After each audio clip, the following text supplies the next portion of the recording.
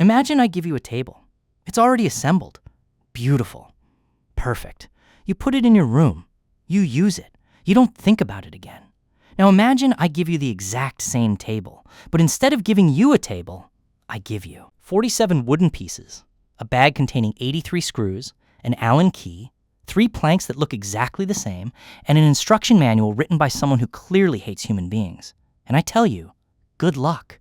3 hours later, your back hurts, you've questioned your life choices, you've accidentally put one screw in backwards, and there's one mysterious piece left over. But somehow, you look at the table and think, damn, I cooked. And this is where things get weird, because you didn't just buy a table, you suffered for that table. And apparently, your brain loves that shit. Psychologists have actually studied this phenomenon. It's called the IKEA Effect.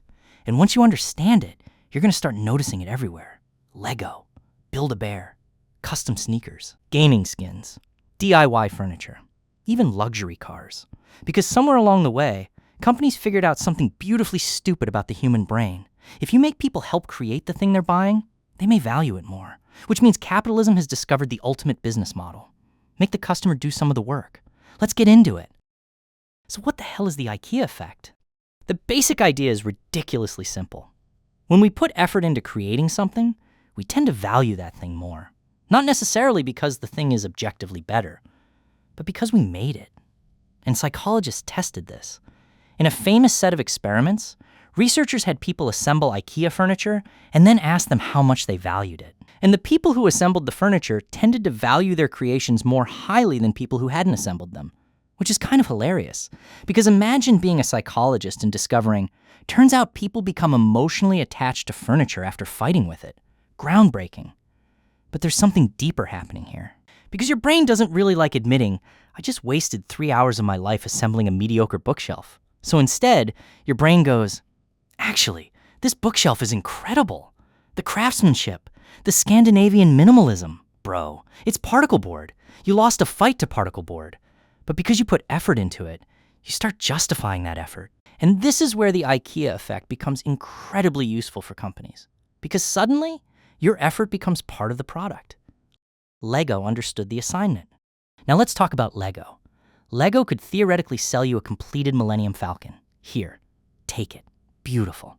Done. But they don't. Instead, they sell you a box containing approximately 9,000 tiny pieces. And then they charge you hundreds of dollars to spend your weekend putting them together. And somehow, we love it.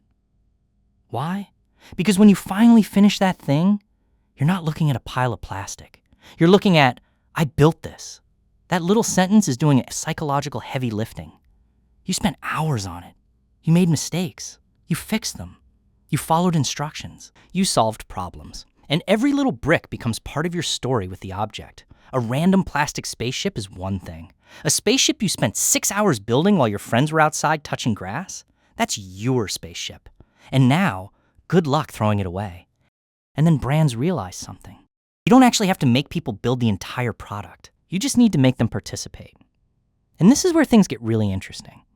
Because once a customer participates in creating something, the relationship changes. Instead of, I bought this, it becomes, I made this. Or at least, I made some decisions about this. And brands love that. Because suddenly you're emotionally invested. Enter Build-A-Bear. Build-A-Bear took this idea and basically turned it into an emotional hostage situation.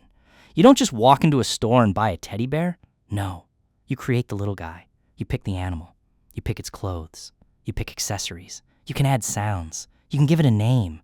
You can literally make a tiny stuffed animal and then legally, spiritually, and emotionally become its parent. And now try returning it.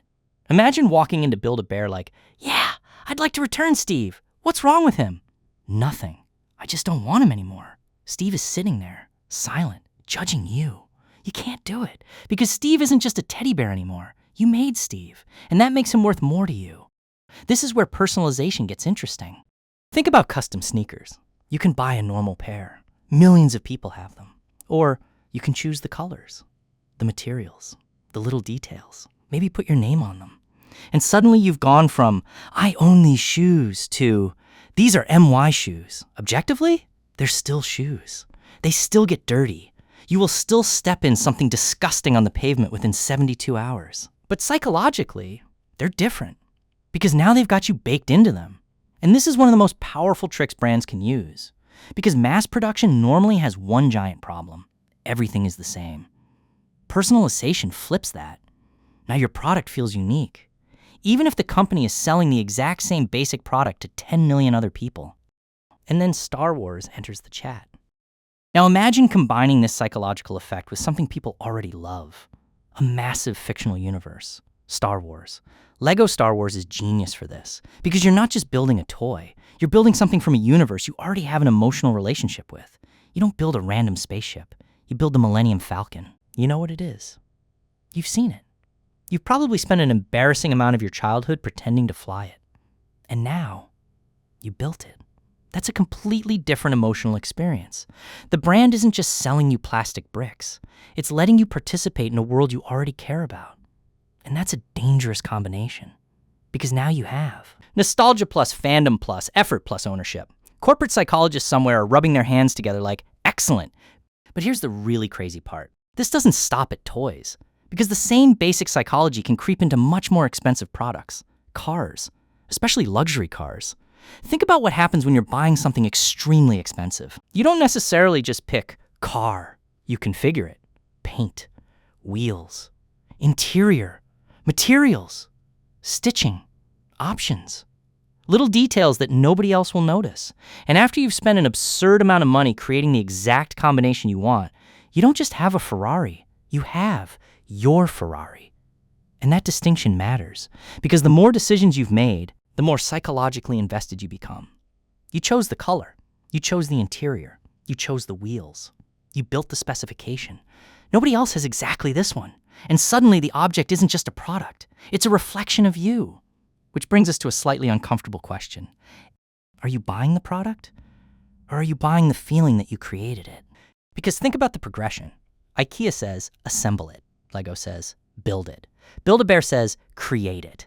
Custom sneakers say, design it. Luxury brands say, configure it. And all of them are doing something slightly different. But psychologically, they're pulling on the same string. Your effort increases your attachment. And your attachment is valuable, very valuable. Because once you care about something, you're much less likely to think, do I actually need this? You're thinking, how can I make this even more mine? And that's where it gets a little dark, because personalization sounds innocent. And most of the time, it is. But think about what happens when you give someone endless opportunities to customize something. You don't just sell the base product. You can sell the premium version, the special material, the extra accessory, the limited edition, the upgrade, the matching version, the collector's edition. And suddenly your personalized experience has somehow cost you 3 times what you originally planned to spend. Classic. How did you know how to put this all together? I had excellent help. Quite a lot of planning went into this. You went in for a teddy bear. You left with Steve's hoodie, Steve's shoes, Steve's birth certificate, Steve's tiny sunglasses, and a credit card transaction your future self will describe as financial terrorism. Because your brain doesn't just see the price. It sees the investment you've already made. And this is why the psychology gets so interesting.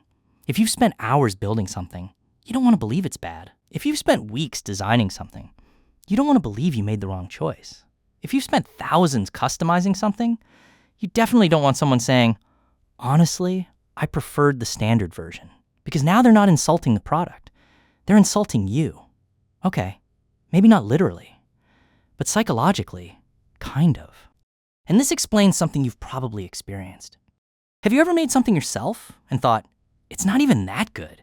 But then someone else criticizes it, and suddenly you're ready to defend it like your ancestors are watching? That's the same basic instinct, because effort creates attachment. You don't just evaluate the object anymore. You evaluate the object and everything you put into making it.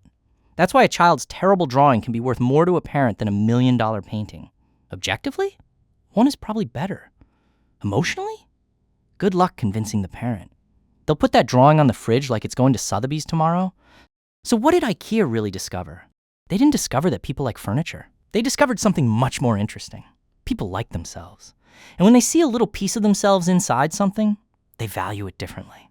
That's why Lego works. That's why customization works. That's why Build-A-Bear works. That's why luxury personalization works. the product becomes a canvas, and the customer becomes part of the creator.